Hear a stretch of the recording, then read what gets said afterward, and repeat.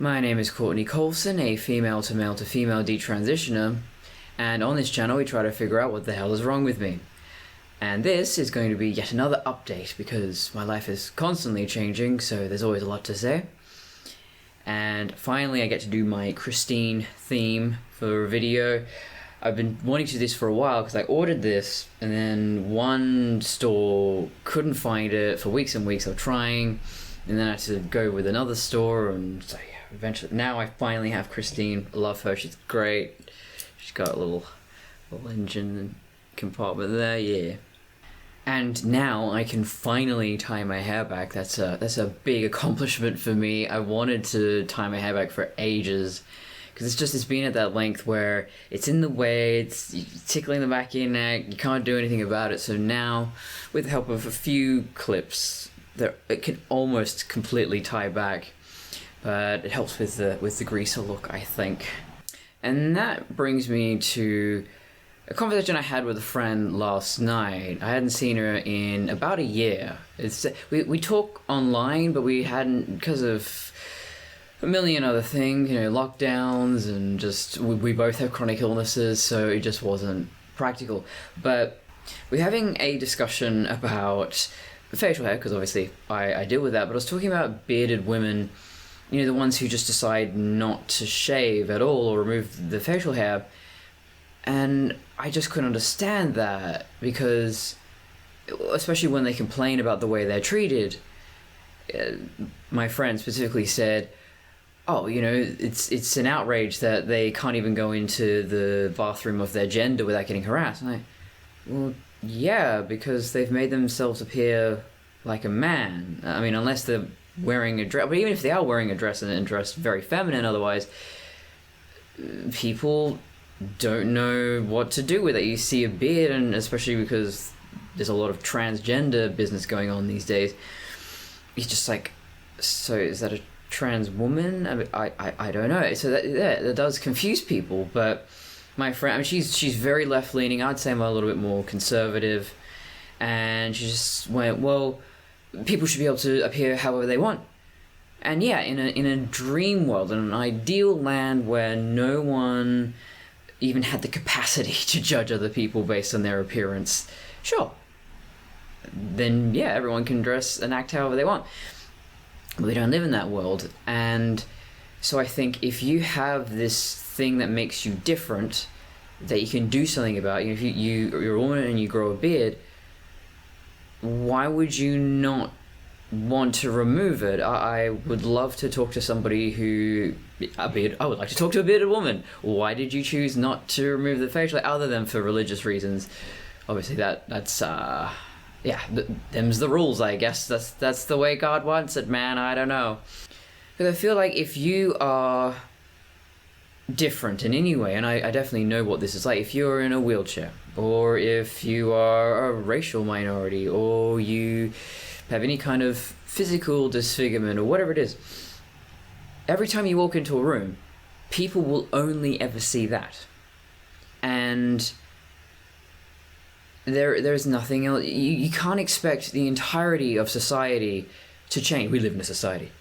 But we do. We live in a society, and there are rules. There are cultural standards. And good on people who are able to just be like, yeah, I'm queer, or I want to do all the body modifications and the piercings and tattoos and be a cat man, or whatever it is. Good on you. But you can't expect society to just accept you the way you are. You can't just expect that this is not going to hinder your journey through life. It's just how we're social animals, and we're very aesthetically inclined. We're quite vain, I think. We're, especially these days, back in the day, medieval Europe, there's documented evidence to suggest that husbands and wives didn't even see each other naked that often. So they would just, pull up the skirts, have a little bit of the old in, out, and be on your way. It was just how it was, I guess. And when you get further along in history, the Georgian era, many, many layers, I could understand why you just want to lift up the skirt, let's get to it. But nowadays, it's very youth-focused, youth-oriented culture, and plastic surgery, and just cosmetic. The cosmetic industry is worth billions. So we think about appearance, even when people say, oh, you know, beauty's only skin deep, and I don't really care about people's appearances. You do, even if it's on a subconscious level. And it does affect the way someone goes through life and how people respond. And I'm very aware of that. Having lived as a man, or specifically a trans man, I was invisible. And at the time, that's what I wanted. I was happy with that. And no one objectified me. No one was harassing me. And that was great. But then I got to a point where I started to develop a libido. So for those new here, I was asexual, and then for some reason when I stopped taking birth control and testosterone, I developed a sex drive, attracted to women, and also a self-proclaimed mechanophile. I have spoken about my love of cars before, and yeah, I don't know where that came from, but it's a whole new world, and it does affect the way you look at people and the way they look at you, or the way you want people to see you. You know, if you want to be a bearded lady, cool, but if you're trying to date and you want people to respond positively to you, it's going to be an uphill battle. We just don't live in a world that's that tolerant, I don't think, and maybe we never will. Oh, and by the way, this is probably going to be kind of soft focus, and I don't know why. I've tried every single kind of lighting condition. It doesn't matter, because I thought, well, maybe it's because I'm filming in low light. No, it's just this Pixel 3. I don't know, maybe it was just not refurbished correctly, but front camera just letting me down. But, you know, it's good enough, and it kind of gives me a retro vibe, so... But yeah, getting right to my point. I detransitioned largely because I felt that I could never pass as a man. I would never be a conventionally attractive man. I would always have this uphill battle of, oh, I am very short, I'm very small, I don't fit in with men the way a cisgender man does. And that's the thing I've realized now that, and I don't know if this is the same for more legitimate cases of transsexuality, but I think for me and a lot of detransition is we realized we're not men, we will never be men, we will never know what it's like to have been raised that way or to think the way a man does. And now I'm on all these dating apps. Oh, we'll get into that story in a minute, but now I'm on all these dating apps and I'm not looking for men, but men find me. I'm very appealing to men. Not so much women never hit on me, never flirt with me. Men just gotta fucking beat him away with a bat, Jesus Christ. Like pests. Pestilence. But, yeah, the way men think and the way men flirt, even when they're pretending to be a woman, oh, my spidey senses tingle. I know that you're secretly a man trying to lure me. But... yeah, I ultimately detransitioned because I went, yeah, this isn't working, I don't look great, I give up. And for a long time, and even now, every once in a while, I told my friend, my aforementioned friend, about this, like, yeah, there's a part of me that feels absolutely that I should be a man. But it's not. That's not real. That's social dysphoria, and I'm old enough now to understand the nuance. And my friend, she said, well, it seems like you're still dealing with dysphoria. And I went, yeah, I am.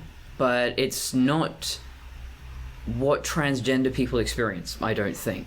It's this rapid onset, social dysphoria.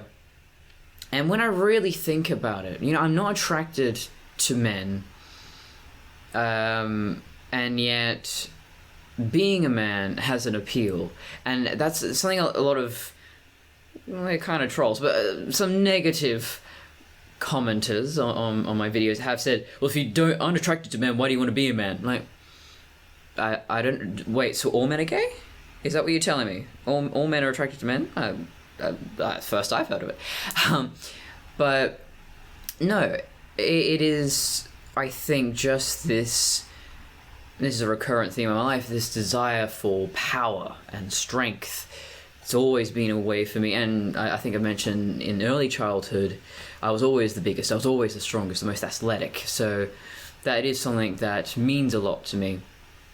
But I'm realizing that you have to work with what you have. You should find a way to love the body you're in, and I am using this body to its strengths. You know, I can't expect to compete with men because I'm not a man. You know, it's just like, to use a car analogy, off-road vehicles are fantastic for going off-road, but they aren't going to compete with Formula One vehicles, and the Formula One vehicles are so low to the ground they'll get stuck on a speed hump. So you can't expect these vehicles to just be used interchangeably. They have their strengths. They can't do both.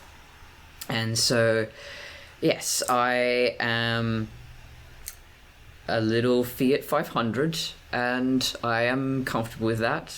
You know, I'm never going to be a big old Hilux. It's never happening. But yes, I can be a cute little Fiat and work with that. So I think, well, my aforementioned friend who, I don't want to name names because that feels like an invasion of privacy, but she said, you're kind of like a scientist. And I went, yeah, that's really true, because what I'm doing is I'm it's a social experiment almost. I am taking in the data that I have observed through observation and then implementing that into how I appear and carry myself and speak and all of that. And that is, I'm dressing in a way that I know is appealing. I make myself as appealing as possible. I'm a Venus flytrap. I'm luring you in, except instead of eating you, I drop some philosophy and science trivia on you. So, I mean, granted, most of the time people aren't actually listening to me. If you look in my comments, it's like, oh, you're so beautiful. Oh, you're stunning. Oh, you're gorgeous. Can you do a makeup tutorial? Can you do a try-on haul? No, I'm not a pretty little doll for your entertainment. I'm here to actually speak about some very heavy and important moral and philosophical and psychological issues. So if I can lure you in with generally low-cut tops or bright colors and fun makeup, so be it. You know, I'm using my appearance to achieve a certain outcome, and I think that makes total sense for someone who was trained as a costume designer. We are always communicating through clothing and through appearance. And that ties into what I was saying earlier about if you are a woman and you don't shave and you just wear whatever you're comfortable in and you just don't look like you give a shit, then everyone around you will look at you and go, well, she doesn't give a shit, you know? I think this is actually on the new Queer Eye, Tan France, the stylist. He was saying that you're not just causing an issue for yourself when you just wear whatever, you know, you go out wearing pajamas all day, every day. That conveys something to other people, and it's a feedback loop. People will respond to you in a certain way, and then you feel worse, and then they don't treat you as nice, and then it just gets worse and worse and worse. I encountered this once where a friend of mine, former housemate, we were going out for brunch, and he seemed to have forgotten it. I was all dressed, I was ready to go, and he came out, he started making coffee, like, aren't we going to brunch? Went, oh, yeah, let me get dressed. So I go back in my room, I come out again, and he's just wearing the same old jeans and t-shirt and sneakers he wears around the house, real worn out, grotty stuff. And I just went, oh, I mean, we don't have to go if you don't want. And he went, what do you mean? And I'm like, I don't know, like the way you're dressed, it just didn't seem like you want to go. He was conveying an attitude to me that made me feel like he wasn't respecting me. He didn't look forward to this outing. And yeah, and he didn't see it that way. And I think a lot of men probably don't. They're just not trained to think that way, but they probably do when they look at women. maybe because we just have higher standards for women, I don't know. And while we aren't living in the 1950s anymore, I do look at, so there's these old kind of PSA videos, maybe I'll put one in here. Say, do you look smooth? Why, thank you, sir. You look mighty elegant yourself, if I may say so. Yes, indeed. Both Don and Sue look like the kind of people you'd like to know, don't they? Of course, right now, they're dressed for their Friday dates. But don't you have the feeling that they're always well-groomed? Yes, and that's no accident. For Don and Sue, the question, how do I look, depends on good grooming habits. They demonstrate that there was a lot of ritual and custom and standards of dress. Whereas nowadays, I think you can just go out wearing whatever and no one judges you. You want to go out wearing active wear outside of the gym. You want to wear leggings as pants. There are no rules anymore. And I kind of feel like we've lost something there in terms of etiquette. And maybe I'm sounding very old-fashioned here, but we lose something in that. And so we've lost a sense of formality in certain places. I've gone to really nice restaurants and some people are just wearing the yoga pants and the crop tops, and so we've lost something, I feel. But maybe that's just me. When I go out and I don't have makeup on and I'm just wearing a t-shirt and jeans, you don't get as much attention, and people aren't as eager to please you or pay attention to you. Whereas you go out and you dress very unusually, you eye-catching.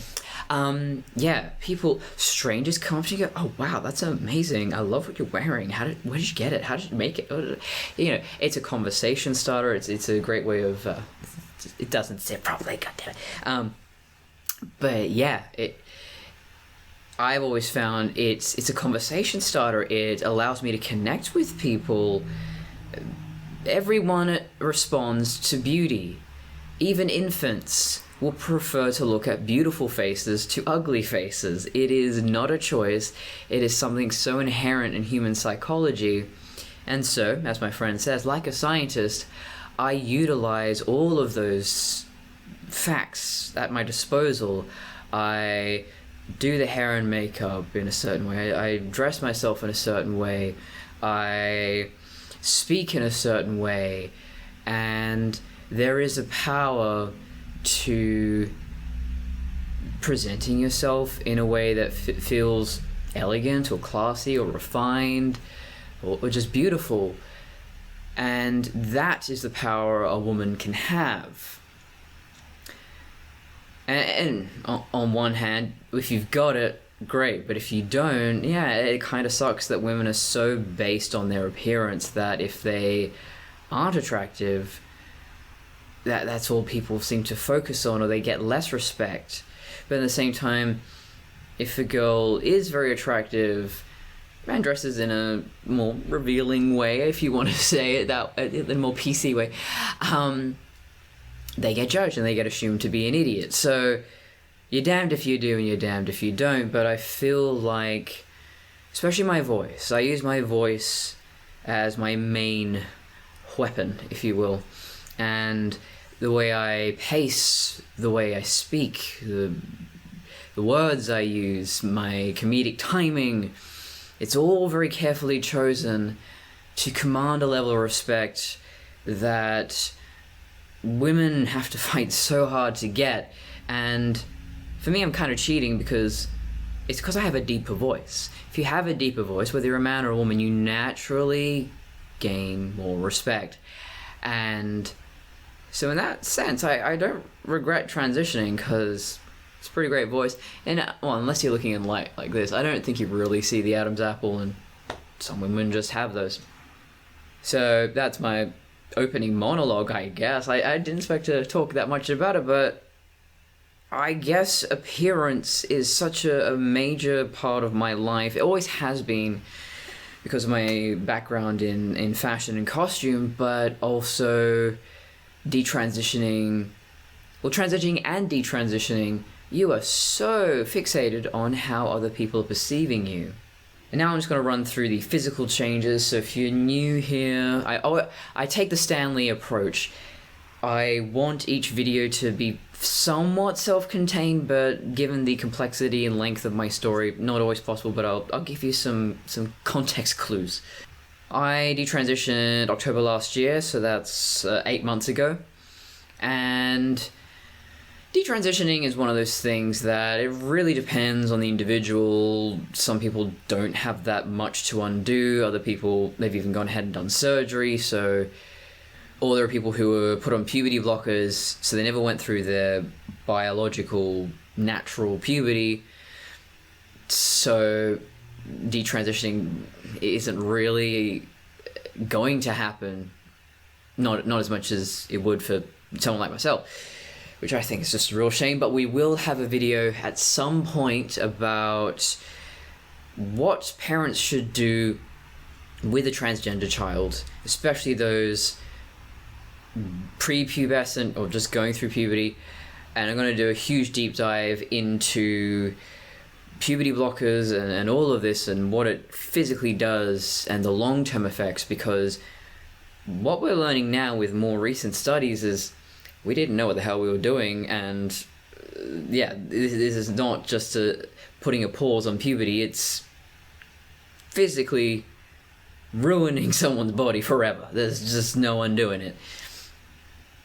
But yeah, so my physical changes, let's go through my list here rather than go through memory. So my weight has remained stable, my muscle mass hasn't diminished, and my strength has remained, although learning to drive manual and trying to hit the clutch, my mum says it shouldn't be that difficult. Maybe it's just this particular car, I don't know, but yeah, I mean, I haven't done any sort of resistance training or lifting weights, so I'm trying to, and then, like it's not, I felt like a little Muppet trying to change gears. It was not happening. And oh god, my leg hurt all night. I had to put Voltaren on it, but yeah, I recovered. But yeah, so I'm probably not as strong as I was back in my bodybuilding days, but yeah, it's not a hindrance for the most part, except when I'm trying to drive a manual car. I don't even know if I'm going to buy a manual car. I just I want to satisfy the inner Vin Diesel, you know? I just want to pretend I'm in Fast and the Furious. That's all I want.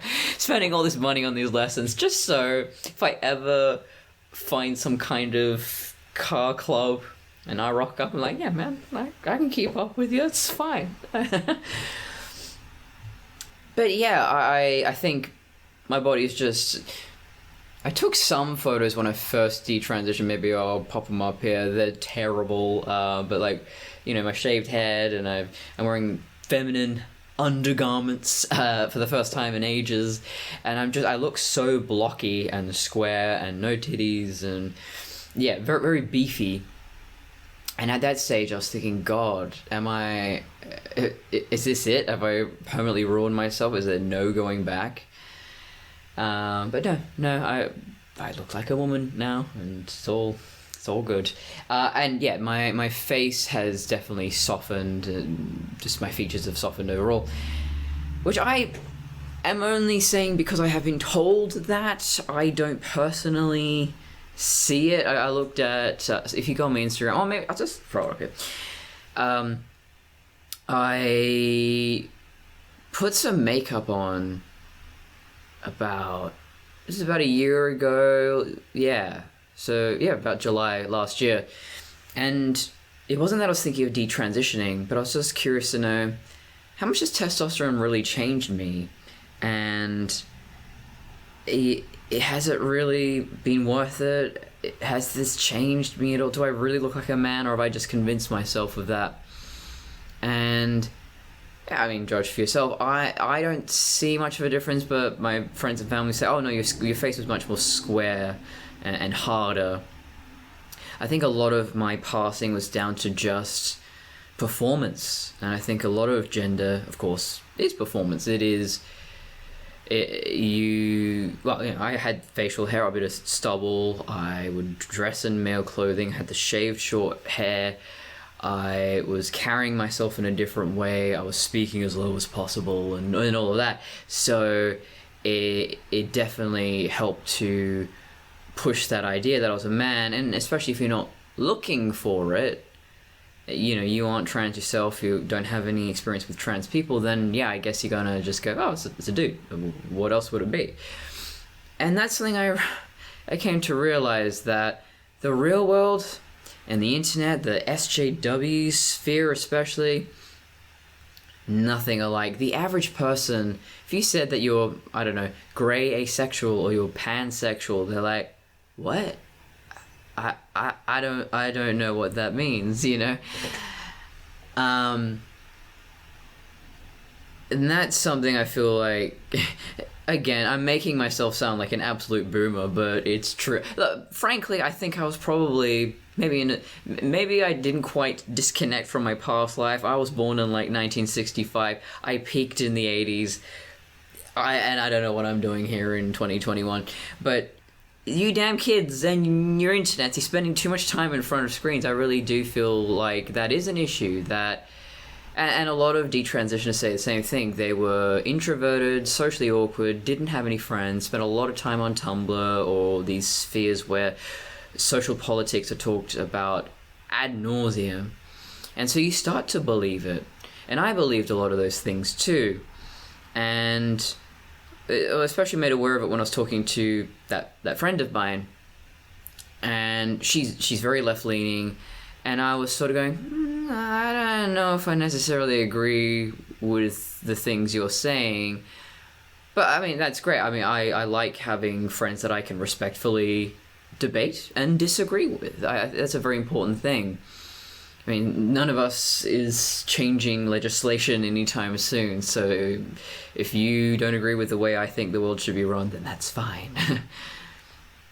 Going back to facial hair, I was shaving it. I had to shave it every single day. It was just growing back really quickly. I would get the 5 o'clock shadow, basically. I never had a lot of facial hair, and it does not run in my family. All the men in my family, clean shaven, because otherwise it's very sad. It's very pathetic. And I was no different. But it was kind of nice to just have a little bit of the 5 o'clock shadow, the kind of Don Johnson thing going on, because it just made me look more masculine, undeniably masculine. The average person, if you see facial hair or stubble, well, that's a man, clearly. Over time, I didn't have to shave it every single day, and then I started experimenting with just plucking and epilating, and my skin's very sensitive, so there's all this dry skin coming off because of that. But at least I wasn't getting the stubble, that sort of blue coloring under the skin that you can't really do much about. So that was working well, but then I noticed, it's been a couple of days, and I mean, there's a few hairs here and there, but not really. But the first few times I was plucking, my God, the hair is so thick and so coarse, and it was just, and it would grow back hours later. It was just, it was, I felt like it was just, there was no way to stop it, and I didn't want to shave because, again, just get the stubble going on. But thankfully it seems to have slowed down. I don't know if it's ever going to completely go away. I hope it does. I have very conflicting things amongst the detrans community. Some people, well, I don't know their history though, because they might have been on testosterone for 10 years, and of course, yeah, that's probably going to have a bigger effect than just taking it for 5 years in a low dose like I did. But yeah, some people say, it just fell out after a while, and that wasn't it. So fingers crossed. My period it used to be 28 days on the dot, but now it's every 35 days, so that's unusual. I don't know if it could just be age as well. But, if I want to have kids, apparently a longer period, a menstrual cycle, not helpful, so, great. I think everything's just telling me, you want kids. You're never having them because, there is that, and also being a lesbian and having no money. So, and nearly being 30. It's just everything is uphill battle. But I've been thinking about that lately, and just going, I made this joke on Instagram that the 13 going on 30 poster went, this is basically my life right now, except without the fun time travel stuff. And it's true. I've basically gone from childlike, asexual, autistic, very self-centered, self-absorbed, not really thinking about my future or thinking about adult concerns, and all of a sudden it's like, oh god, I want kids, I'm nearly 30, the time's running out, I've never even dated anyone, I've never done any of this. I mean, I've been on some very abysmal dates with men, so there's that, but I've never been on a date with a woman, I've never done anything.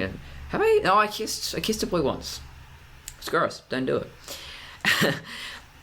But yeah, so it's like, oh god, I feel like I'm 13 and 30 at the same time, that I'm suddenly interested in girls, and I'm obsessed with cars, I want my driver's license, I want to do all these things that I should have achieved 15 years ago. So yeah, it's difficult. I'm starting life again. I'm both too young and too old, and it's a very strange and very lonely experience. I don't know too many of the people who have gone through anything like this. There are a few examples of people who had extremely delayed puberty, so they didn't go through puberty until they were in their late 20s or early 30s. That's extremely rare, and a lot of them are men, so I think there's no rush there. You know, men, most men are man-children, so there is that. We seem to have a greater tolerance for men being immature, no idea why. But also, men are fertile basically their entire lives. They can have kids at whatever age, although the older they are, the more likely the kid will have autism, according to some studies, so there is that, if that concerns you. I noticed with some periods, I couldn't fast. I normally do 1 meal a day, OMAD. But I noticed leading up to the period, and sometimes during the period as well, I would just be really hungry, and I'd eat twice a day. Last period I had, that wasn't an issue, so I don't know if it's just I've gotten used to menstruating again, who can say. And my energy levels overall, in terms of chronic fatigue syndrome, have definitely improved. Although I'm finding, even though I go to bed at about 10:30 and I wake up at about 6:30, 7 o'clock, now I'm lying in bed for a few hours listening to podcasts or watching Red Letter Media or whatever. It's taking me a longer time to feel like I can sit up, keep my eyes open. And that's a frustrating thing, is there's so many times where I wake up and I'm awake, I'm not going to go back to sleep, but my eyes won't fucking stay open. It's definitely an issue when I'm reading. Maybe I was always that way, but reading, having to just sit, be still, read, write, really focus at that level, most of the time, it's going to send me to sleep. That probably was my problem in school.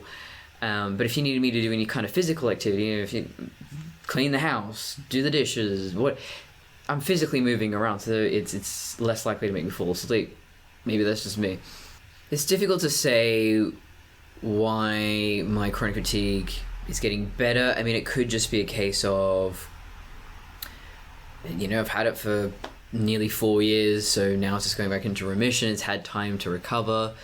Could be that I was megadosing vitamin D, could be red light therapy, blue blocking glasses, or it could be that I stopped taking testosterone and birth control. Maybe those were having an effect on me.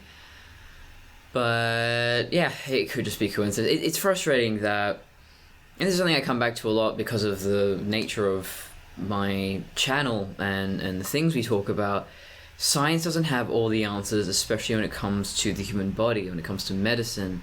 There are so many biases and conflicting interests, and also everyone is unique, and what works for some people doesn't work for others. So yeah, I'm not going to say, detransitioning helped me with my chronic fatigue symptoms, but I mean, it might have. But I'll just say it so that If anyone is researching it, that might be worth considering. And then there are the psychological changes. So when I detransitioned, it was such a strange time in my life. I lost my mind. I was insane. I was really detaching from reality. I felt worse and worse. Even though emotionally I wasn't suffering, I had this transhuman dysphoria. I feel so disgusted in my body. It sort of gave me an eating disorder because just eating or being connected with my body in any way was just so disgusting. Which is something I hear a lot amongst detransitioners, that their main issue was this underlying disgust with the human form. And a lot of these people are asexual, and I'm wondering if there is a connection. I mentioned in previous videos that the sense of disgust and arousal are kind of inversely correlated. So the more aroused you are, the less disgusted you are. The less aroused you are, the more disgusted you are. And so if you are asexual, you've got a very strange relationship with your body, because humans, you and me, baby, we ain't nothing but mammals. We're just animals. We are filthy and disgusting, and if you have a very prudish, sensitive, disconnected relationship with your body and other people's bodies, then that does something to you. You can't say it doesn't make you different in any way. It definitely changes the way you think. In my time as Connor feels like a dream. He was doing things for me. He was making all these decisions. Like, he actually started going on all the dating apps and stuff because he was thinking, oh, we need a partner, and he wanted someone to serve. He was very submissive, and he's a totally different person to me, but it was like me, or my body, the body, was a pet or something he had to look after, and he didn't connect with it at all. And it just, in terms of all our interests are different. I'd say I'm a summer person, he was a winter person. He hated the color orange. Now my phone case is orange. He had no interest in cars. I'm obsessed with cars. He was asexual. I'm a lesbian. There's just so many aspects of my life that are not Connor's life, and I don't know what that is. We don't know much about dissociative identity disorder or any other kind of dissociative conditions. It's hard to say what's going on, but it is possible that, especially over a long enough period of time, that you become someone else. Especially in my case, where I had all these physical illnesses that weren't helping. So whatever was giving me the symptoms of autism, this autoimmune condition, this gut issue, whatever you want to call it, had all the symptoms of autism. So I was very neurotic. I was very restrictive in my thinking, very black and white. Had all these sensory issues, and then those went away. And for a time thinking of myself as a man and a robot, and that creates a different person and a different way of thinking and perceiving the world. I think there is a part of me that is always going to be a little bit robotic, the way I'm a very logical thinker, and like what I was saying before about appearance, it's not just, oh, well, I'm wearing what I want to wear to feel pretty and whatever. No, I definitely don't dress for myself. I mean, I enjoy getting dressed up. I'm a costume designer at heart, so there's a lot of thought put into constructing a wardrobe and telling a story. But it's a story with an audience in mind. It's always a story with an audience in mind. So it is utilizing these social conventions and the human psychology and what I know about these things and implementing them through appearance to live in the most advantageous way. Which sounds highly manipulative, but yeah, it's just that it's what happens when you think of everything on a very conscious level. It's not just, oh, I want to wear this, I feel like doing this today. It's, what do I achieve if I do this? If I do X and Y, will I accomplish Z? It's formulaic. It's how I've always thought. And so I think that does lend me towards very robotic thinking. That's why I'm always drawn towards artificial intelligence Because the more I learn about them, the more I learn about myself. I think the more we learn about ourselves in general in terms of how the human brain works, we realize we are not like machines. But I am sort of closer, maybe. So I'm able to have that perspective now. I can say this, that no, I'm not really a robot. I'm not robotically possessed. Although it really did feel like it. Connor really did feel like another person. It didn't feel like me. Even though people on the outside would say, oh, you didn't seem any different. And I've watched old videos, and it's not like I act dramatically different, but it's there. It's subtle. But yeah, I understand now why this persona evolved. It didn't come out of nowhere. It was, incremental, and that's something I've realized. Talking to a therapist, I think I've learned more just talking about my story with everybody, with you, with the entirety of the internet, with friends, family, just being really open about every aspect of my past and realizing, oh wow, I was clearly dealing with trauma, even though I can't feel emotional pain. I didn't cry over it. I don't feel upset. No one can live in solitary confinement with a chronic illness for years on end and not be affected. And I think creating Connor was my way of dealing, and I wanted to be strong and I wanted to be useful, and those are very important things to me. So incrementally this character developed, and it doesn't feel real. It feels like a dream. I have his memories, but not all of them. I have friends and family will mention things that happened over the past few years, and I just go, no, I didn't. Yeah, you did. Oh, maybe I did. I don't, no idea. Another topic I want to talk about is fucking hate men. Yeah, no offense. Some of my best friends are men. My brothers are men. Boys, really. Men, maybe, arguable. Yeah, not all men are bad, but there are certain things that only men would do, and it's pretty disgusting. Like the way they invade female spaces. So, yes, I've gotten on Tinder. I'm on Zoe, which is a lesbian dating app. Not so much success. You know why? Because almost every woman I've matched with, they're either boring, they barely talk to me, they have nothing to say. That's really interesting. They're just like, oh yeah, so what do you do for a living? And yeah, I got 2 kids, and I'm falling asleep, lady. You're losing me. Flatlining. But then the ones that I really hit it off with, like, oh yeah, we've got really similar interests, cool. They're men. I almost got catfished, I guess. It's really difficult to know, because sometimes non-verified accounts are legit, and then verified accounts aren't legit, and I don't know how they're getting through the system that way. But it's fascinating. So I'll tell you one story, the most significant one. There are guys who are clearly just on the lesbian dating app for a bit of a joke, like, I too am a lesbian because I am attracted to women, and it's clearly a man. He's got his male name, he's got his face, and he's clearly a man, beard, everything. It's not a trans woman, it's a man.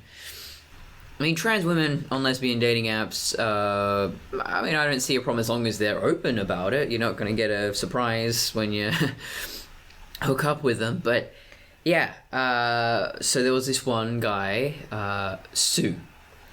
Cute, butch girl. We were talking for a little while, and we had all this. Well, she was talking to me about, oh, you had a Captain America shield on your wall there. Oh, I love comics, and we were talking about that, and I was like, oh, great. This person is very conversational. They're much more direct than a lot of the women I've spoken to. And we seemed to hit it off. And I was thinking, oh, yeah, maybe we should meet up. Feels like we could at least give it a go. And then all of a sudden she says, oh, I'm still in South Australia. No, your profile says you're 7 kilometers away, and that's based on your geolocation, not anything you typed in manually, so okay. Then she says, I have a cousin. Okay, spidey senses tingling here. I go off and have a shower. I come back. I look at my phone. I mean, the whole time I'm in the shower, I'm thinking, where is this going? Already, I know this is sus. So let's just keep going and play it out as long as we can, because this is gonna be fun. Like, you all ready for this? And she's like, oh, my cousin, he's really great, he's really cute, I think you'll like him, you have a lot in common, maybe I'll hook you two up. It's like, cousin, okay.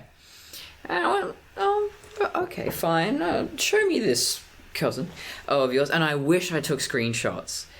I don't know, I was like half awake, I guess. I just, what was I doing? Showed me this photo of the guy I was clearly talking to. And young black guy, probably, I mean, he's probably younger than me. Got the gold watch, got the white Nike t-shirt, and I just went, oh, well, you know, he's cute, but he's got facial hair, he's got a penis, he hasn't got boobs, so where's the fun for me?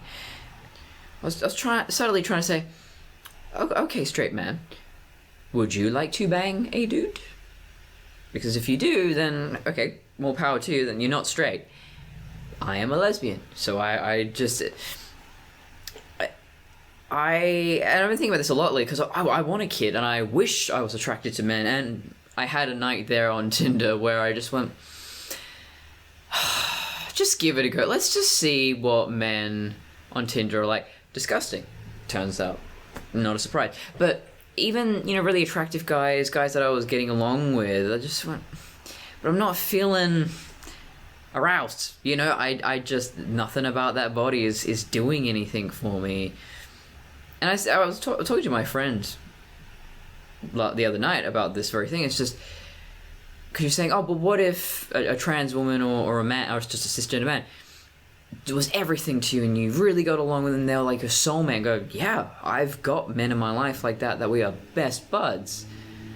But sexual attraction's a totally different thing, and you absolutely need sexual attraction in a relation, in a marriage especially. You gotta wanna look at your partner and go, yeah, I wanna jump your bones. Like, yeah. If you're not thinking those thoughts and it's a dutiful sort of, well, I suppose it's my marital duty that we should go to bed and I allow you to in out, as it were, and then we conceive child number 5 as, yeah, just the most depressing 19th century Catholic marriage. Yeah, no, that's not how relationships work. But it's such a strange situation we're in right now with the super straight and the super gay, that these people now have to be overt in saying, no, I am actually a lesbian. I don't want penis. I am not attracted to penis. I don't want the penis. I wonder what the subtitles will do with that word. But yeah, I think what's happening here is that a lot of these SJWs, these trans trenders, these whatever you want to call, these kids on the Tumblrs and everything else, when they go, oh, well, it's transphobic if you don't want to date a trans person. No. Your sexual attraction is not political. You know, if you're not into a certain race, you're not into people taller than you or shorter than you or a certain weight or built or whatever, built. That's not a conscious choice. It could be culturally influenced. You know, maybe you're not into Asian dudes because you've never seen an Asian dude in a romantic role, but then maybe you watch a lot of K-drama. Korean boys got it going on, you know. Social exposure is definitely a real thing, and I am very much of the opinion that we do not have free will. Your tastes, your preferences, your favorite color, it's all predicated on things that have happened in your past. And so, yeah, sexual attraction may be one of those things. And I've been thinking about that a lot in terms of homosexuality or lesbianism. Where does that come from? Is that nature, nurture? And you could go down that rabbit hole all day for all sorts of things. I don't think there's anything wrong with being gay. I mean, I'm a little disappointed that I have these conflicting impulses. Have child. bang women. Hang on, buddy. Buddy. You screwed me over there. Thanks, nature. And also mechanophile. It's like, so either want to have sex with cars or women or both together at the same time. How is this helping me fulfill my biological imperative? I don't. You gotta laugh. But yes, so going back to cousin of Sue, yeah, I was just kind of subtly trying to say, well, you know, you can't choose what you're attracted to, and yeah, I mean, would you be interested in a manly body that's all hard and muscular and hairy and so? Oh, I understand. But also, have you ever tried big black cock? Just unfollow or unmatch. This is over. Sadly, I did not take screenshots and I did not report them. So hopefully someone else does, because he was not playing it subtle. I wonder what result he was trying to go for. So, say I'm an absolute moron and I don't figure out that there's no Sue, he's stolen these photos from somebody else. And just be like, you know what, maybe I am into dudes. Or, you know, I rock up and you pretended to be a woman and I'm attracted to women because you went on a lesbian dating app, so I have no idea. But this is not the first time this has happened. I mean, my stalker that I've mentioned before was pretending to be a woman and doing the same shit, where they're very direct, very, you know, when they flirt, they're very direct and very dirty, and they'll be like, have you tried dating a boy? And you just go, yeah, women don't talk like this. Immediately gives you away. But I think I can learn something from them in a weird way, that women are not direct when it comes to flirting. You need an alpha. You need someone who is going to be the initiator and get things rolling. And what I'm finding with flirting with women as a woman, neither of us, socially, we're not trained to behave that way. So I think within moderation, I can take a leaf out of man's book and just go, yeah, be a little bit flirty, a little bit dirty, a little bit more direct. Not as much as they are, obviously, but if you show you're keen, that's definitely a useful skill to have. So, to speak of the stalker again, he's probably still watching. He is obsessed with me. It's so strange. I mean, that's just being a woman on the internet, apparently. You're going to attract creeps and stalkers and stuff.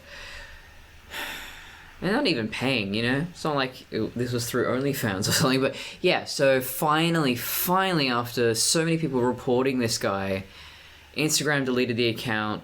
He actually changed himself to be Mac Wells, who is another detrans YouTuber you might have heard of. It shouldn't have had to come to that before Instagram's like, oh yeah, this is probably a really dodgy account. But it's been all quiet for maybe a month now, a few weeks to a month. I have no concept of time. And, you know, I tried reporting to the police, but the police went, oh, there's nothing we can really do. Just talk to Instagram. You can't talk to Instagram. There is no...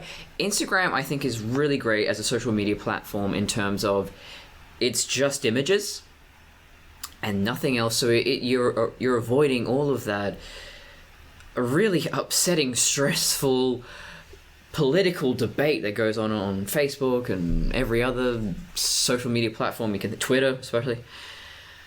But it has a lot of issues otherwise, especially in terms of safety. And hopefully this guy has just gotten bored and given up. But yeah, he continues to watch my videos. He even corrected me. The last time I mentioned, he went, well, you're misrepresenting me. Well, I don't care if this is not how you see yourself. You're clearly deluded. He made another account called Crybaby Colson, and he took a photo of me from my Instagram. He saved every photo of me. But there's one where I'm making a face, like I'm making a really, a funny face, which he had such a go at me about. I turned around and went, it's called comedy, sweetie. Look it up. Like, he expects me to have this beautiful, passive face, perfectly lit at all times. It's disgusting and really immature.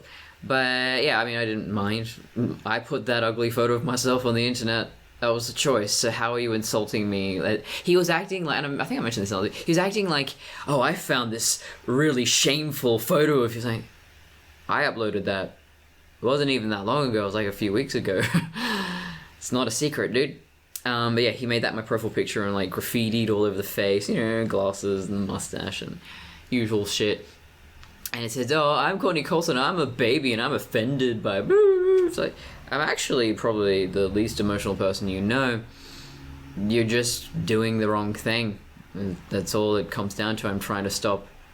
I mean, you're not technically a criminal, but this is kind of criminal. Hopefully he's not harassing anyone else. Hopefully that's the end of it. I mean, if you go onto my Instagram, which is Courtney Colson Prime, except no substitutes, that's the only one. And yeah, on my highlights, I think that it gives you the blow by blow of the whole saga. It's just stupid. It really, I don't even want to go into that much depth, but I don't want to give him the attention that he does not deserve. But yes, so these are the things that remind me that man evil, you know. I'm constantly harassed by men, especially online. Women never notice me. Men always notice me. God, this is hell. Life was easier before when I was a man and asexual. Things were so simple. One realization I had recently, and I have a lot of epiphanies, I think this whole detransition experience, and I know we're probably going long, but I've got a lot to say. Maybe I'll split it up into 2 parts. But what I'm realizing is that there are a lot of toxic ideas I had, toxic femininity, if you will, very wrong ideas about what gender is, and no one corrected me. And maybe it's just a generational divide that the way my mum grew up is very different to the way I grew up. There's 30 years between us. And even though I do call myself an 80s girl, I'm not really. You know, I was raised on the internet, and I was around kids in the late 90s, early 2000s, and that was a very different environment than what my mum grew up in the 60s and 70s. So yeah, she didn't know how to communicate with me on that level or tell me what to avoid. And yeah, like girl power and all of that, it's not enough. I've been thinking about this so much in terms of, you know, did I just need more Ellen Ripley and Sarah Connor and Kira Nerys from Deep Space Nine? Did I just need more positive female role models? Like, well, no, because I was watching Stargate, and Sam Carter, she was great. I liked her. I had plenty of strong female characters, but I don't think that was the issue. But what was the issue? And I think about it a lot. But what can we do for this generation of girls to make them feel more comfortable in their bodies? I don't think there's a simple answer. And that's the frustrating thing. I feel like I have this platform here, and I will share as much truth as I can, but ultimately I don't have all the answers. No one does. But I can at least give my experience. Maybe that will help somebody in some way. And what I, in my subjective experience, have realized is that competence and manliness are so interlinked. And what I mean by that is, lately I've been talking about, I've been teaching myself about mechanics. I would love to study it properly, go to TAFE and learn. And I've been going for a manual license, and I've been buying all my own power tools. I'm a bit of a MacGyver, you know. I'm learning how to just, yeah. I was like, it makes me feel pretty manly. I'm probably manlier than my brothers, I joked. But then afterwards, I really thought, well, what am I actually saying by that? Because I don't consider myself butch. Sometimes I have butch days where I just, especially when I'm having a craft day with friends, so we're getting covered in paint and dirt and dust and whatever. I like wearing kind of pseudo military looking outfits, and I realized that what I'm feeling that I used to think of as manliness, I'm not manly. You know, I was not around real men that much. It was the other thing. If I had been forced to work as a tradie, construction worker, whatever, I think I very quickly realized I'm not a man. I can't keep up with men. I will never be a man. So I think that would have sort of woken me up to reality. I was very much in the digital sphere. I was in a fantasy world, and I think a lot of kids are as well. They're getting back on track. I don't feel manly when I do all this cool MacGyver shit. I feel competent. I feel independent. I feel like I never needed my daddy and his power tools. I could have done this myself. And yeah, I think we really need to stop associating, oh, you fight like a girl. You still hear that from time to time. Or that if something is girly, it is inherently impractical and weak. And we have a lot of negative connotations with femininity even to this day. Even though, where does that come from? Yes, women are physically weaker on average than men. I mean, I know plenty of bodybuilding women or women who do kickboxing and MMA and all that, who could beat up your average untrained man, sure, but if you were to put them, a professional MMA fighter, male, and a female together, probably wouldn't end up so well. But yeah, there is nothing inherently weak or stupid or lesser than when it comes to female interests. You know, when men geek out over comic books or cars or anything like that, what's the difference between that and when women geek out over fashion or makeup or any of those? I think even to this day, domestic skills are largely in the domain of women, which does not mean that they are lesser than. That's the other thing is, now I've lived with men who thought I was a man, and one of them did not know how to do laundry at all, and I taught him, what did your mum teach you? And he went, oh, well, I actually asked my mum, and she refused to teach me because it's women's work, and so I'll do it, and then when you move out, your girlfriend will do it. Okay, I mean, supposing that is truly what she said, and I mean, from everything I've heard, that might be true. But no, there are definitely women who definitely have. But no, there are definitely women who have that very traditional, archaic ideology, if you will. And having the know-how to look after everything in your house, to do the laundry, to get stains out of furniture, to repair things, clothing, whatever, that takes skill. So whether you're a man or a woman, being competence is sexy, is my catchphrase. It doesn't matter what gender you are. I think the most fundamental thing about, if you want to have a good relationship, stable relationship, you want to attract a partner, you have to be competent.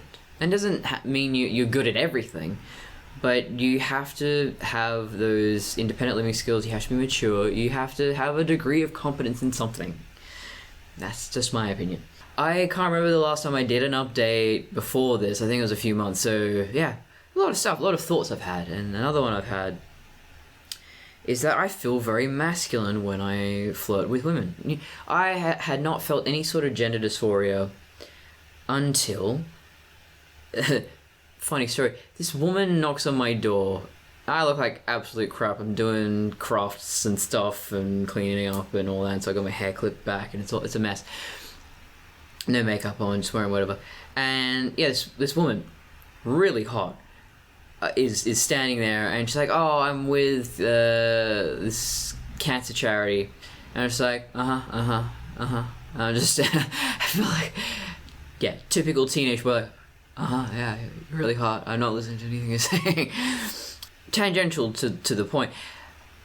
She was saying, oh yeah, our charity didn't make much money last year, and I know why, because I was thinking, oh yeah, I've got some change, I'll give you some, some coins or whatever. She's like, so can I get your credit card information? I went, what? No. Can I lock you in for $15 a month, $30 a month? I went, what the fuck is this? No? Yeah, so apparently a lot of charities are like that now, and Mum told me that my moron of a father fell for that once when we were, declaring bankruptcy. My dad's a whole other story. He did a lot of weird shit towards the end there. Maybe when I get my mum on, finally, we might talk about that piece of shit. When I was talking to this woman, I was just sort of like, yeah, just really like widening my posture and like even maybe deepening the voice and just being like, yeah, hey girl, what's up? Yeah, sure, I'll donate. I want to save the cancer kids. I was just like, who am I right now? I feel like an absolute moron and I cannot stop myself. It was just, the hormones take over. Thankfully, I had enough of a brain to just like, yeah, no, bitch, I am broke as hell, and this might be a scam. You have just shown up on my doorstep. I don't know if you really work for this charity. So, yeah, I just went, well, I mean, and I wasn't even lying. At that time, my phone was destroyed, and my credit card had been skimmed on the same day. Somewhat related, but I was having a discussion with my Tron Uprising animatronic podcast co-host about luck recently. We're talking about on the Time Bandits podcast, Movies by Minute podcast, if you will. Just promoting all my friends. Don't mind me. And we were talking about luck. And he said, well, what actually defines luck? Because you've been through some things. I said that, I've been through some shit, but I've avoided it, a lot of the worst of it, so I think I'm lucky. He said, so what makes someone lucky? Because if you have experienced inconvenience and pain and hardship, then you aren't lucky, right? And I went away and I thought about it and I went, no, what makes someone lucky is where you almost lost it all. When you almost went through some hardship, you almost lost something, or you went through a little bit of that hardship, but it didn't go all the way. So, I almost went all the way with transitioning. I stopped myself. I pulled myself back. And that's where I feel very, very lucky. That I woke up at this stage of my lunacy and not several years down the track where it's too late. Everything's just, it's been done. And there's no undoing it. I think I can still have kids. I think there's still time. I think everything still works. So, yeah. But, okay. So, yeah, I couldn't have given that woman my credit card details anyway, even if I wanted to. But, yeah, that really threw me through a loop. Going, wow, I felt really dysphoric. I felt very manly. But then I talked to some other lesbians. I've never talked really to lesbians about the nitty-gritty day-to-day experiences. I know about the gay male experience, sure. We all talk about it all day, every day, in pop culture. That seems to just be what everyone's fixated with. The gay female experience is so invisible.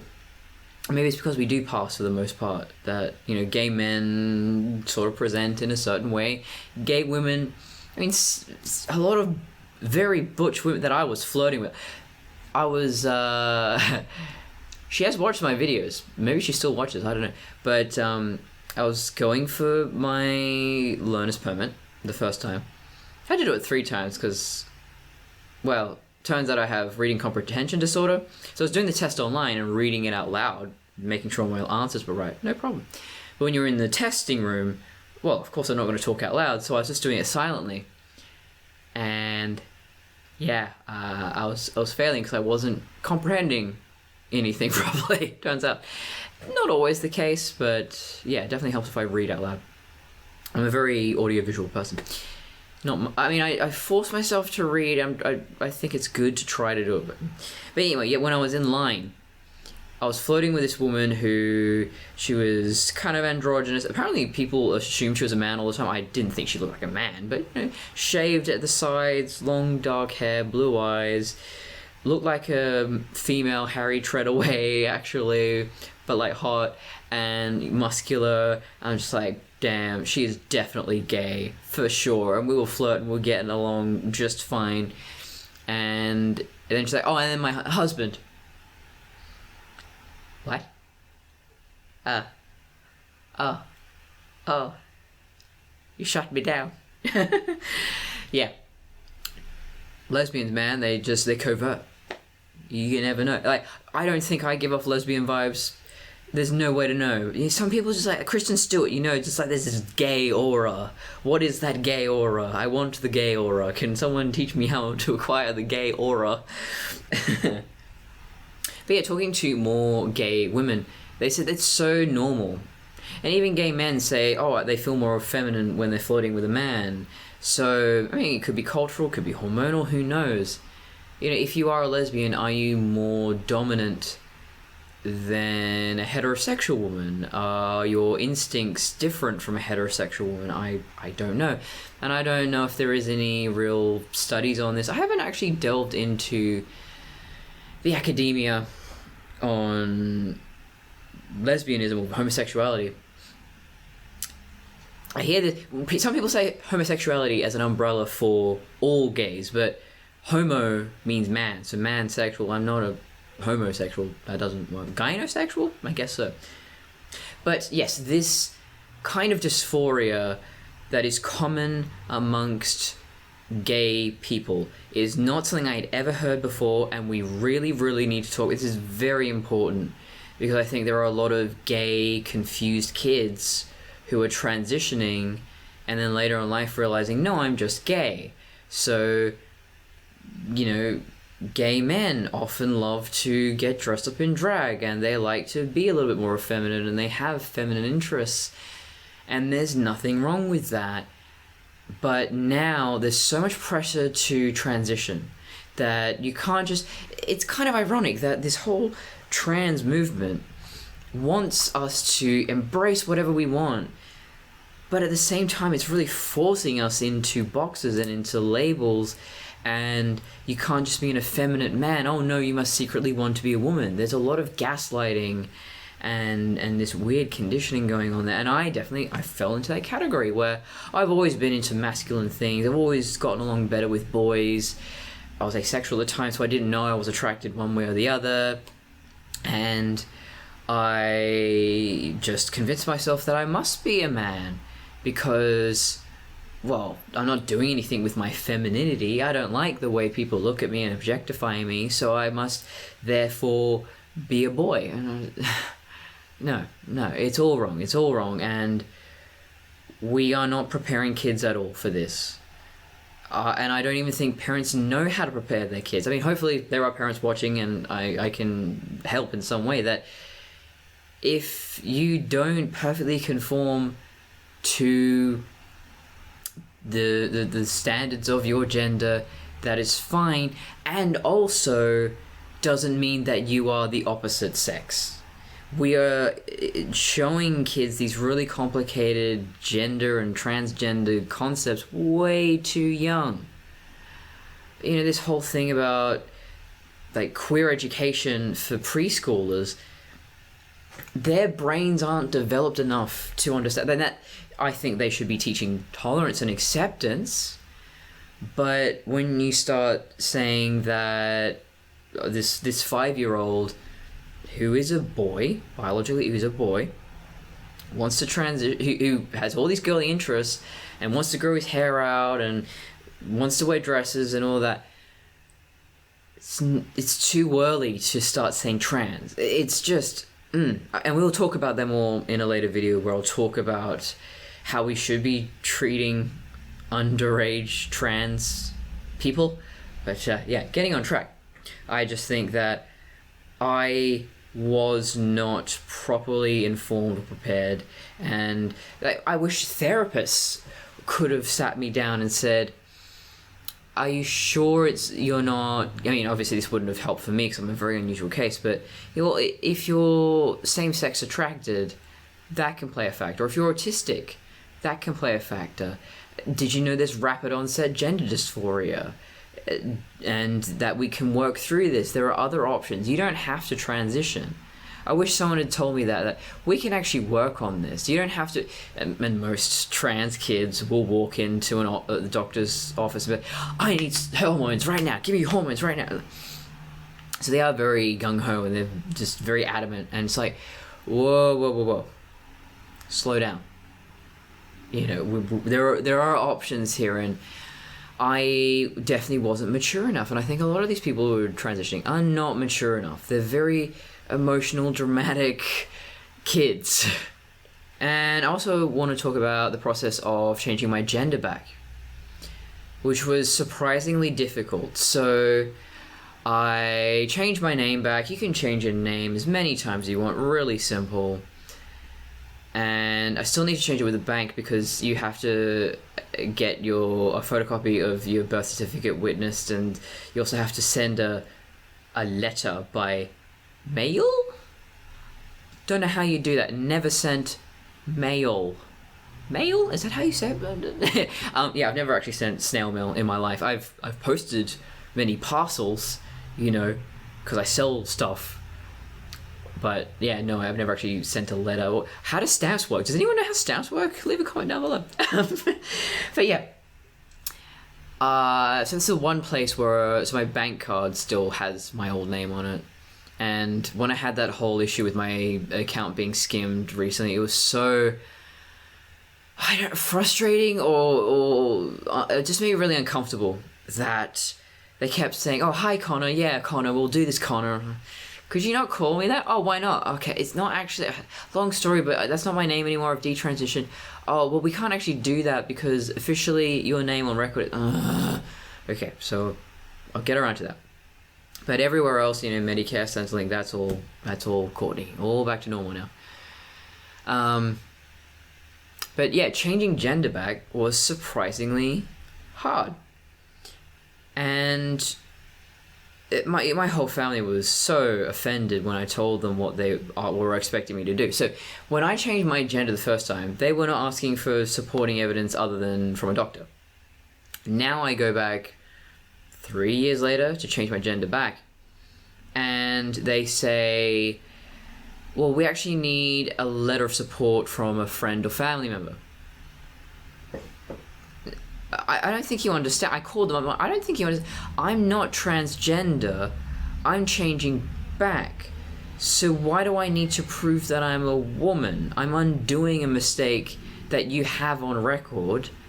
How would verbal or written testimony prove that I'm a woman? And how do you do that? Because people can identify as whatever they want, and maybe someone identifies as the opposite sex and they haven't had any surgery, they don't change anything cosmetically. So these days, these laws have not been changed since the 90s, and they are vastly outdated. And it's frankly offensive. And I think for a detransitioner who is more emotional and more emotionally vulnerable than I am, wow, that would be a very upsetting thing to be told, that we need you to prove that you are your biological sex. That's disgusting. That is awful. And my mother was so disgusted. And sadly, she could not attend, because that would have been funny, I think. She is a tempest, a cyclone. She would have torn them a new one. But I think in the end that her not attending, just writing a letter, she wrote a beautiful letter too. I've kept it. The fact that she wasn't there was probably a good thing, because my approach is assume the best in everyone. Give everyone the benefit of the doubt. You can always be wary, and you can always be like, okay, I think you guys are screwing me over, but I'm just going to hold back. I'm going to give you plenty of opportunities to explain yourself, and then I'm going to start raising my voice and giving you what for. So I went in there, and I was very polite, and I was dressed very feminine. And they said, well, all your documentation's in order, so that seems to be fine. And I went, yeah, I thought so. I want to understand why the process was so difficult, and why the process is the same for a detransitioner as it is for a transitioner. And they said, well, we hate it too. These people seem to be very aware of trans politics and what have you. And they said, well, we had to stay really late one night, so we had to wait till the opposition had all gone home so we could pass this bill that people could transition legally, change their name and gender on their birth certificate and all that, without having had surgery. Because that was the case even until a few years before I transitioned. And I went, oh wow, I didn't know that. And so things could have been a lot worse had they not done that. Well, that would have been more convenient for me, of course. But yeah, they said we are getting a lot of detransitioners. They didn't say specifically how many. I would love to know, if this is becoming increasingly common. But I almost feel like we're at a stage now where, do we even need your gender to be publicly listed anywhere? Because I understand if you're doing census and stuff and it's all kept private. But on your driver's license, when you sign up to websites, why does my gender have to be listed anywhere publicly? And maybe we could even have sex and gender as a different thing. So on your birth certificate, it will always say your biological sex, because your biological sex cannot be changed. There is no way to undo that. But then you can have your gender. So then people know, oh, you're a trans woman, you're a trans man. Yeah. So I think that whole thing needs to be reconsidered. Don't know how. But I am very, very happy to finally have that nightmare over and done with. I think when they gave me my certificate that said that I changed my gender back, it was just, it's done. It's finally over. It's not even been a year since I woke up and Connor disappeared. And thankfully, there wasn't much back and forth. There was a confusing time there where I was a little irritable, a little confused. I wasn't one person or the other. I didn't really know who I was. And then it lasted for maybe a few weeks to a few months, maybe. But yeah, since I've become Courtney, I very much know who I am. I'm very opinionated. I'm very strong-willed. I know who I am and what I'm about.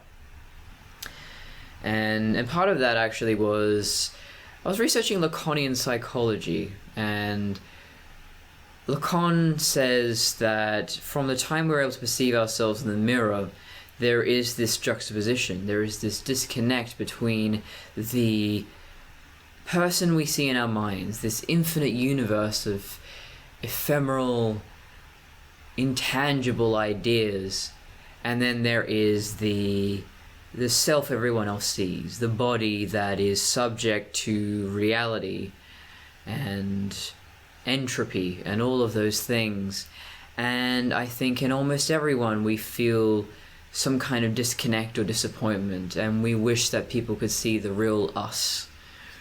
And the only true way to overcome that, to any sort of degree, I believe, is there is the cosmetic, so I'm presenting myself how I wish to be seen, and there's talking, there's communication, there's letting you inside my mind. Now, you'll never truly know another person, but I think that you probably know me very well. If you were to meet me on the street and you've watched all my videos, you know the minutiae, the nitty-gritty, the real intimate, dirty details.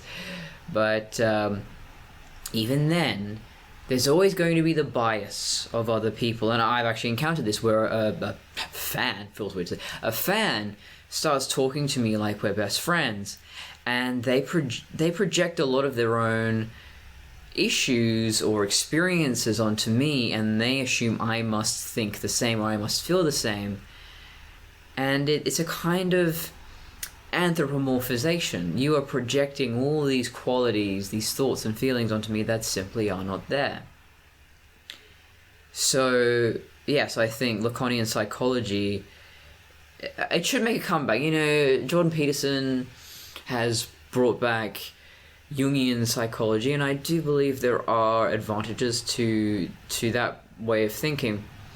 But Lacanian, far more obscure, but I think, especially in an age of we hide ourselves behind these personas, these screens, our phones and computers, filters, cosmetic surgery, transitioning. We're hiding behind masks, and we are desperately trying to find the real us within facades.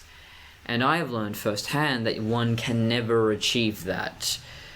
All you can do is try to unify brain and body, and that doesn't mean mutilating the body until it sort of looks like something that resembles what you think you are. It's about finding who you truly are within that body. Yeah, I've been watching Cobra Kai and Karate Kid, wax on, wax off, and the Miyagi-Do form of karate. It's about balance. You gotta find balance, man, and that is so true about everything. And if you have this really distorted idea of who you should be and what you should be about, if you continually build this fantasy on top of fantasy, and I went through that. I thought I was a robot from another dimension. It can happen to you too. It's easier than you think. Also my Sjogren's syndrome. So I mentioned in other videos, so I've got multiple immune problems. One of them is Sjogren's, which I took the blood test. It doesn't come up as positive, but apparently that happens if you only had it for a few years. It doesn't show up on blood tests, so great. But I'm waiting to see a rheumatologist, and I'm on the wait list, and I don't want to really pay for a private session. I mean, I've been waiting nearly a year at this point, so it shouldn't be too much longer. But yeah, my sleep has been great lately. I've been doing all the red light therapy, blue light therapy, this, that, and the other. I was asleep in about half an hour. Real simple, real easy. And then all of a sudden, I'm up and down multiple times a night, needing to drink water, needing to pee, because it just goes right through me apparently. And one morning I woke up and I just felt so dry. Like, my skin was dry, my mouth was dry. I had to go get this spray to encourage saliva production. I had to put Vaseline up my nose. It's a whole thing. But yeah, it seemed to get so bad in just these, I think it was like almost last month. Yeah, so about 3-4 weeks ago, just real horrible flare up. And yeah, not much I can do until I see a rheumatologist. But yeah, it's really affecting my sleep, although it's a little better now, so I just figured out, just keep a glass of water beside my bed and just sip it incrementally. I'm up and down 4 times, but at least it's not any more than that, and I go back to sleep really quickly. No idea what set that off. It's almost like my health's got better in other ways, and then I'm getting screwed over in this way. I can't win. But overall, I take this over being trapped in bed all day, every day, and losing my mind. And chronic fatigue is better, but as I mentioned, I'm slower to get out of bed. So I'm not sleeping in per se, but I'm lying in bed, and it takes me a lot longer to get started. But then once I'm awake, I don't stop for a nap. I just go through the day. I'm very productive. I'm able to physically do things. So I kind of feel like I prefer that, It's not much of a competition there. It's like either feel really lethargic all day and stop in the middle of the day to sleep more and then have to sleep at night, or sleep in for a couple of hours or just lie in bed for another couple of hours or so, and then you have the whole rest of the day to function normally and do all the things you used to do before you got sick. Well, most of the things. Yeah, that's much better. So thinking about my future, I don't know if I'm quite ready yet to go back into the workforce or study. I really, really want to study mechanics. I'm just so passionate about it. I'm really excited.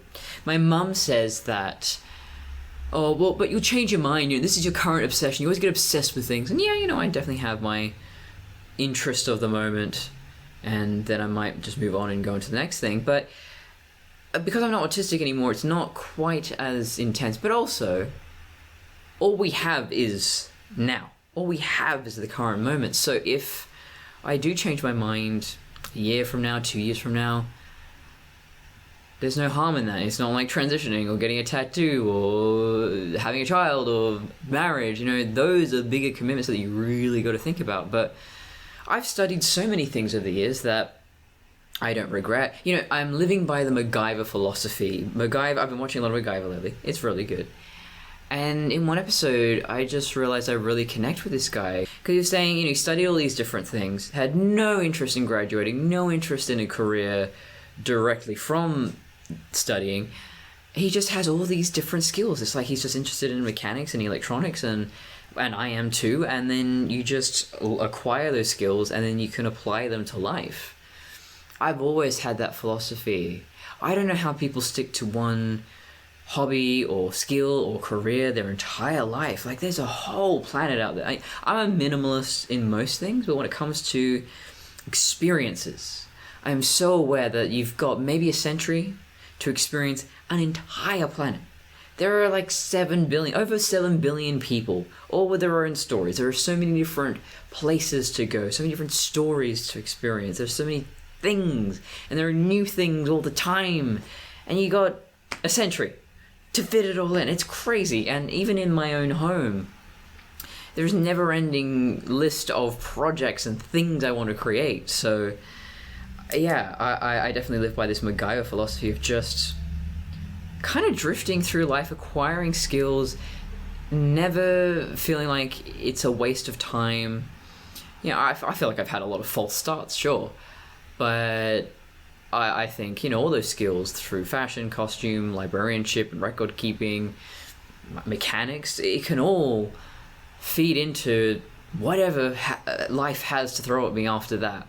So yeah, that's where I want to go next, but maybe not this year, because they do take in people mid-year.